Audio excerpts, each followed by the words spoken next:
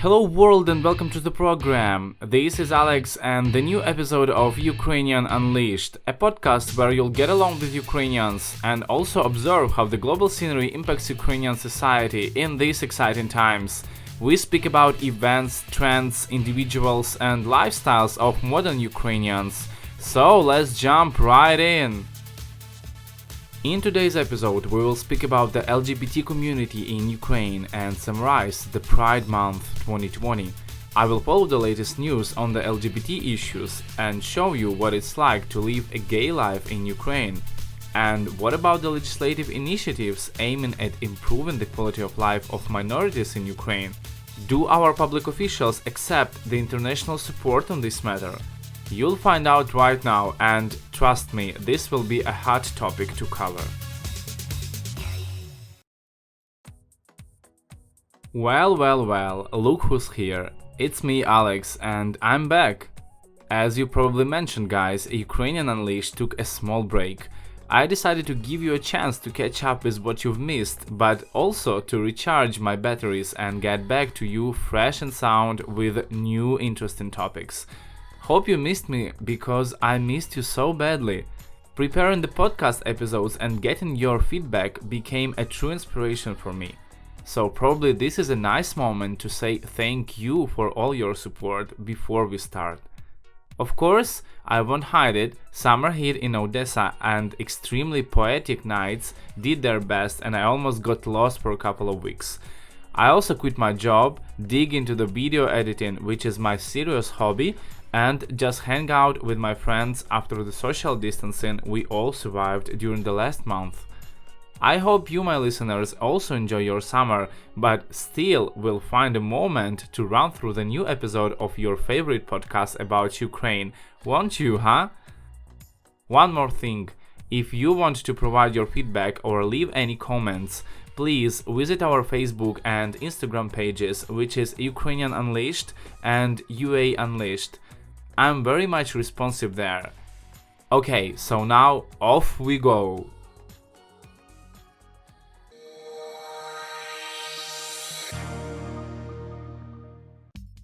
Nearly 1 month ago, on June 15, 2020, the US Supreme Court passed important law for the LGBT community, determining that the long-standing law on protecting against discrimination in the workplace also protects this community.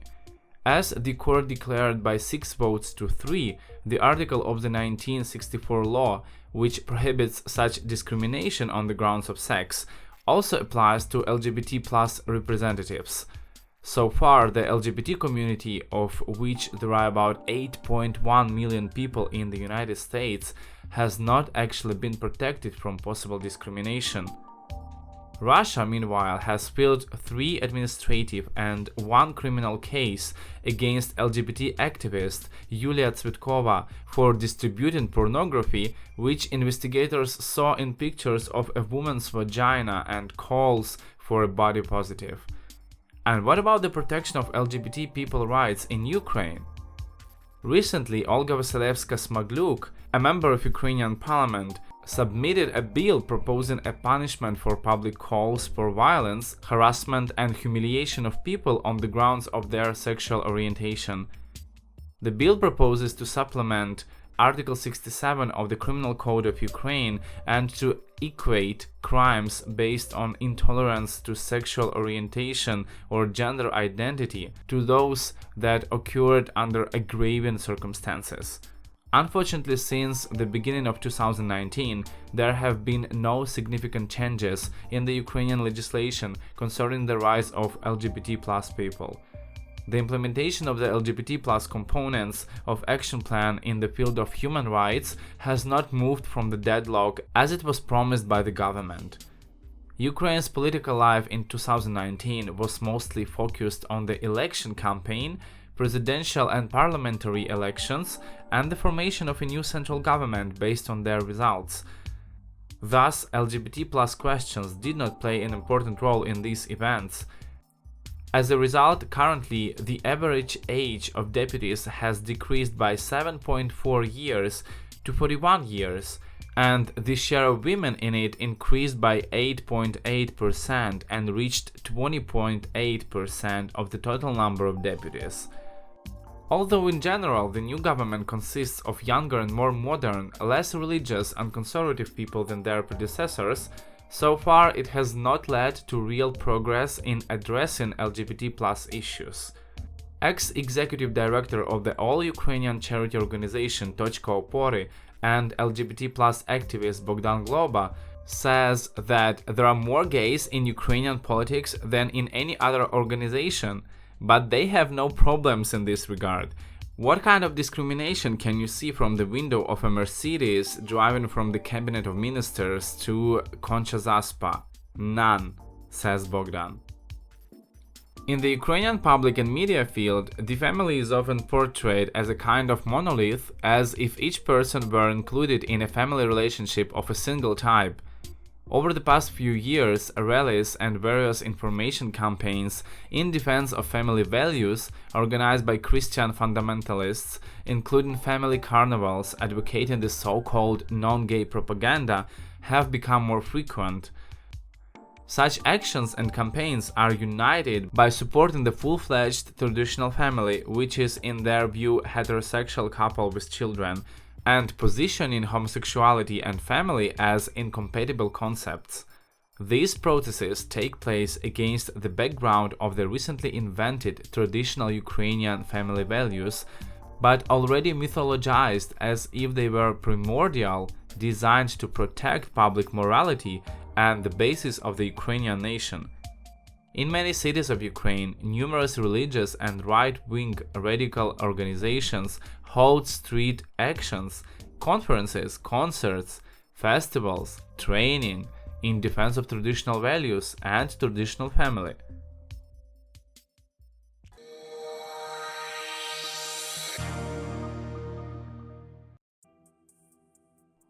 On February 15, 2011, Ukraine ratified the European Convention on Adoption of Children, which also provides for the right to adopt children through same-sex partnerships. But Ukraine has ratified the European Convention on the Adoption of Children with the condition of not granting such a right to same-sex partners. The reason for such a condition on the part of Ukraine was the inconsistency of the practice of same-sex families with national traditions. Other conditions of the European Convention on the Adoption of Children in Ukraine have been submitted. The possibility of treating same-sex families as inconsistent with the moral principles of society exists, even though back in 1990 the World Health Organization excluded homosexuality from the list of mental illnesses and recognized it as a type of sexuality. This international classification of diseases in Ukraine is recognized as the only international normative document for the formation of the system of accounting and reporting in healthcare since 1999. The high level of public homophobia is partly explained by the fact that until 1991 in Ukraine there was a criminal justice for male homosexuality. Even though homosexuality is officially decriminalized by the Ukrainian state, there is almost no public discussion of discrimination on the grounds of sexual orientation or gender identity, and there is no legal recognition of same-sex families. While it simply seems to me that propaganda of homosexuality is a manipulative concept only for the reason that it is impossible to impose on someone the desire to love a person you do not want to love. The ban on so-called propaganda is another step in the legislative enshrinement of censorship and xenophobia emanating from Russia. The steady decline in the number of marriages, the growing number of divorces, the tendency among older men to remarry younger women, and the decline in birth rate are not unique to Ukraine, but in general trend in many European countries to which the LGBT+ community has no involvement. The experience of European Union countries where lesbian and gay partnerships have been legalized, for example in Denmark since 1989, in Hungary since 1996, in France since 1999, shows that there is no evidence which shows that granting the right to legalize same-sex relationships in any way affects the number of heterosexual marriages, divorces, or illegitimate birth. This notion of homosexuality is not something new or unique to Ukrainian realities. Manipulative calls by religious conservatives to protect the family and children and to create a moral panic over homosexuality began in the 1970s in Western Europe and North America and have been widespread in Eastern Europe and the post-Soviet countries since the 1990s. Ukraine is part of the world community, so the Ukrainian national legislation also consists of the current international treaties, the binding nature of which was approved by the Verkhovna Rada of Ukraine. Thus, Ukraine is included in the international system of human rights protection following the Universal Declaration of Human Rights, the European Convention for the Protection of Human Rights and Fundamental Freedoms, and other international treaties. However, it is important to remember that human rights are one of the most important conditions for world peace and the realization of humanism, which is taking shape in the European and global community and, like everything new, is being implemented through legal and social struggle. Human rights are given to everyone from birth, they are universal for all and are not privileges. The European Union does not impose any mandatory rules on other countries, there are only recommendations that help strengthen good neighborly relations with EU countries.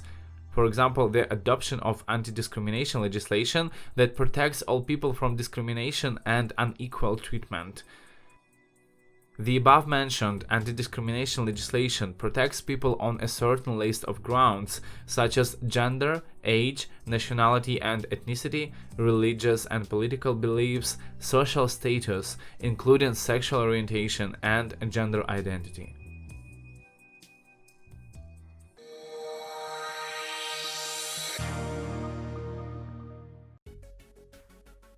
Uncertainty about yourself and your own feelings, unwritten prohibition to tell other people about same-sex families, pretending to be heterosexual, expecting a negative reaction from society in case of disclosure, all these are consequences of ingrained heterosexism in Ukrainian society.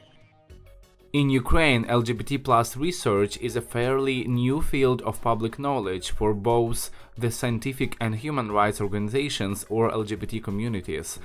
Isolated studies of gays, lesbians, bisexual and transgender people are just beginning to appear in the last decade.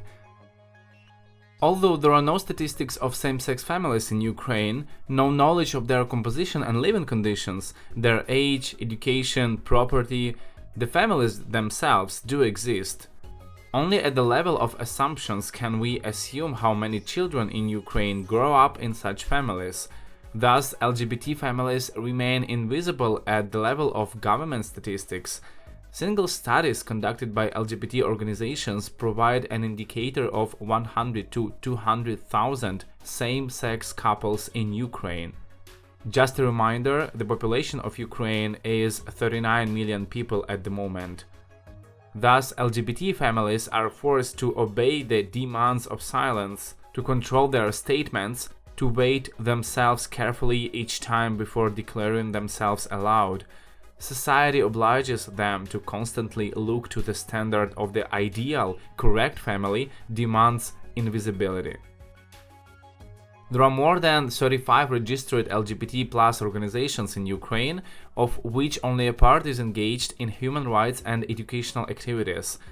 Due to the limited resources of these organizations and the reluctance of political parties to uphold the rights of sexual minorities, most organizations exist with the support of European Union structures.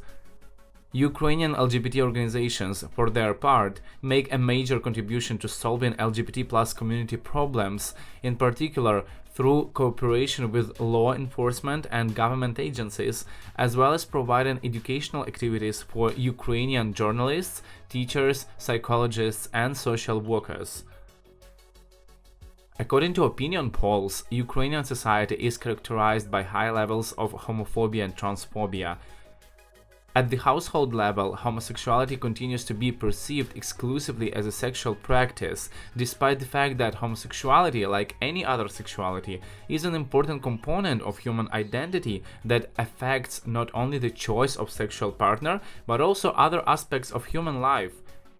But although Ukrainians are mostly not friendly towards LGBT+ people, they understand that they are one of the main victims of intolerance. 43% of respondents named them as the most vulnerable group in a survey commissioned by the National Democratic Institute of the USA.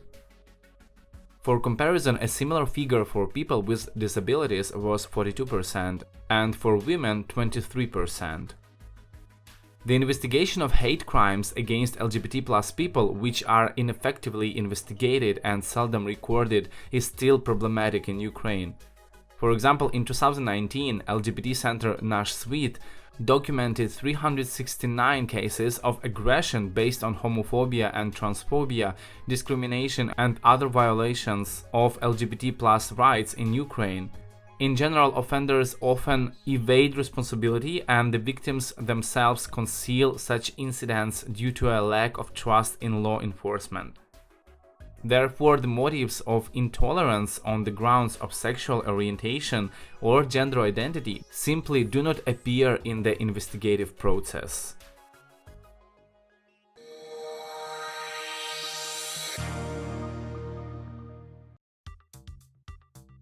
Nevertheless, the Ukrainian LGBT+ movement has continued to demonstrate an increase of its activity over the past 5 years. The number of participants in last year's Kiev Equality March reached 8,000 people, and the first Equality March in Kharkiv gathered over 3,000 people, which even exceeded the expectations of its organizers. The Kiev Equality March 2019 became unprecedented not only in the number of participants, but also in its composition. For the first time, an official delegation of a government agency, Center for Public Health of the Ministry of Health of Ukraine, took part in the march, as well as LGBT+ veterans and volunteers who resisted Russian aggression, and also people with disabilities. Though increasing the visibility of the Ukrainian LGBT+ community draws public attention to its problems and calls for solutions, which would be difficult to ignore for politicians and government officials. For 2 years in a row, Member of European Parliament Rebecca Harms attended the Equality March in Kiev. She said that it is very important that in a democracy you defend pluralism and different points of view. As in previous years, this year the police are preparing to defend Kiev Pride. I am proud of how ready Ukraine is to defend its rights. There are diplomats from other countries here and the authorities of Kiev and the Ministry of Health, she said. The Equality March 2019 in Odessa, my native city, was quite successful, but under the reliable protection of the police from aggressive opponents. The first Equality March in the second most populous city of Ukraine, Kharkiv, which took place on September 15, 2019, turned out to be unexpectedly big and generally successful, while also smaller public LGBT rallies took place in many other cities of Ukraine. In particular, the third Queer Forum was held in Kherson. The Rainbow Flash Mob for the International Day Against Homophobia was also held in Zaporizhia. At the same time, in Chernivtsi, police detained 2 LGBT opponents who used tear gas against police officers trying to break through their borders and attack protesters. Right-wing radical groups remains a painful problem for Ukrainian LGBT+ organizations and individual activists. The situation in this area has not changed significantly compared to several previous years. Right-wing radical organizations are not reducing the level of their homophobic aggression, and law enforcement agencies are not taking steps to effectively address this problem. But despite this, the loudest events, such as equality marches, are provided with fairly reliable protection against attacks, but in other cases the police tend to be very inactive. One of the fighters for the rights of LGBT+ people in Ukraine is a veteran of the war in Donbass, Viktor Pilipenko. From September 2014 to the summer of 2016, he served in the Donbas Battalion, having performed tasks in the Lugansk region and took part in the battles for Shirokino. Viktor was a combat medic and grenade launcher. He made a coming out after the end of his service in June 2018. At the time, Viktor admitted that he had given an interview to artist Anton Shebetko for the We Were Here project. This was a project about the Ukrainian military and volunteers from the LGBT community. Thus, he became the first veteran in Ukraine to publicly confess his homosexuality. Now Viktor is an activist of the NGO Point of Support and administrator of the Facebook group LGBT Military and Our Allies. Thanks to him, in 2019, Kyiv Pride was joined for the first time by a small column of military members who belonged to or tolerated the LGBT community. In the same year, he was attacked for the first time by the opponents. According to him, the only correct solution to this problem is to make an appropriate amendment to the law, which will provide criminal justice to those who attack people because of their sexual orientation. If this small amendment was made, such people could be brought to justice. It would be a good lesson for homophobes who are ready to kill, and such crimes would be much less frequent, said the veteran Viktor Pilipenko. In 2019, Ukraine took 35th place from 49 countries in the annual Rainbow Europe LGBT Rights Ranking, which is annually published by European NGO ILGA Europe. It rates LGBT rights protection from 0%, which is human rights violations and discrimination, to 100%, respect for human rights and equality. Ukraine received almost 22%, but we still have Bulgaria, Poland, Latvia and Belarus, Ukrainian neighbor countries, which come after us. The first place is occupied by Malta with a result of 90%.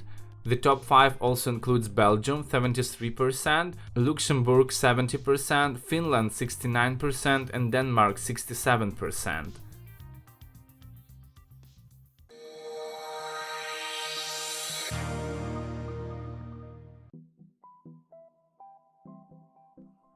This year, the Kyiv Pride 2020 was held online for the first time. Starting on June 6, online events about LGBT+ and the Pride movement in Ukraine and around the world were held every weekend. As you might know, June is a historic month for the entire LGBT+ community. Although the organizers were forced to postpone the offline activities and in particular the Equality March itself, fortunately this did not mean their complete cancellation. Participants were able to join lectures, panel discussions, marathons, which were broadcasted on social media. But one of the actions still provoked a scandal in Ukrainian society and intolerant statements and appeals from both Ukrainian and Russian politicians. On June 21st, the organizers of the festival decorated the highest monumental sculpture in Ukraine, the Motherland, with a flag in the color of the rainbow, which is LGBT+ community symbol. The video with the LGBT+ flag, which seems to be flying over the monument, was posted on social networks by the festival organizers.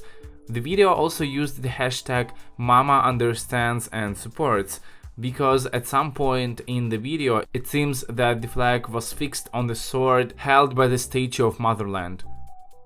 Some commenters on social media called the action an insult to the memory of those killed in World War II, and some current and former members of the political class called for the criminalization of gay propaganda. There were also reactions with some threats and homophobic vocabulary towards LGBT+ activists. But as Ruslan Belayev, one of the organizers of the event, explained, no one actually hoisted the flag on the buildings. It simply flew past the monument, and another drone simply removed the flag in such a way that it seemed as if the flag hung on the statue's sword.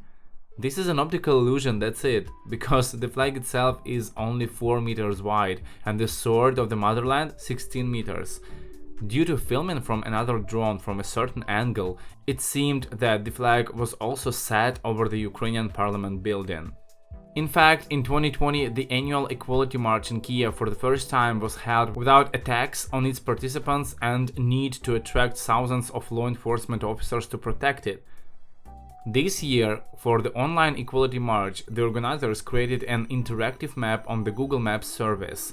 To do this, they created 14 labels of different colors along Hryshchatyk Street, which is the main street in Kiev.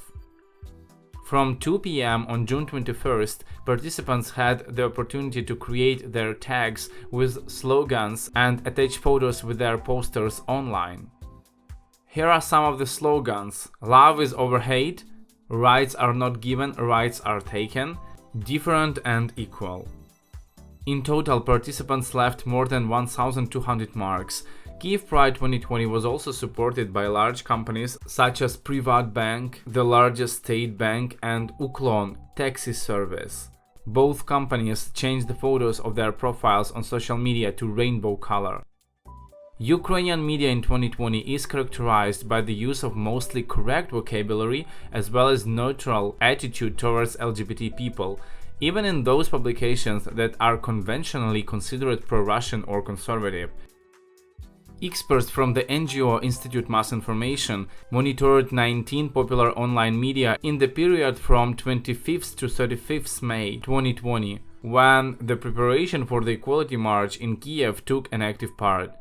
They found that during this time a total of 52 articles on LGBT issues were published and 88.5% of content was assessed as neutral, 11% negative, but even 4% was aggressive. Last year, Ukraine ranked 88th from 150 countries in the annual LGBT+ Danger Index on the safety of LGBT tourists in the country. Sweden ranked first. The country was considered the safest destination for LGBT tourists. The top 5 also includes Canada, Norway, Portugal, and Belgium. The last places in the ranking are occupied by Nigeria, Qatar, Yemen, Saudi Arabia. But even in European Union countries, 40% of LGBT+ people have been discriminated in the last years. These are the results of a survey conducted by the European Union Agency for Fundamental Rights on LGBT+ people. Therefore, not only members of the LGBT community or those who have faced hatred or discrimination due to any xenophobia or injustice take part in the Pride. They are called allies, those who support the struggle for the rights of the LGBT+ community and are not its representatives. Ruslana Panufnik, one of the organizers of the Equality March 2020, admitted that, quote, "Every year I see a small progress. Support is growing, tolerance and acceptance are growing. Our government is growing awareness of its duty to protect all citizens, even regardless of their sexual orientation and gender identity." Unquote. In addition, Mati Maasikas, head of the delegation of the European Union to Ukraine, also confirms that, quote, "In recent years, Ukraine has implemented several reforms to address equality and non-discrimination, enacted legislation and established institutions to protect fundamental human rights. We call on Ukraine to build on this success and to continue to provide all necessary support to such initiatives in the future." Unquote. So let's hope we are still moving towards the rise of equality and tolerance in Ukrainian society.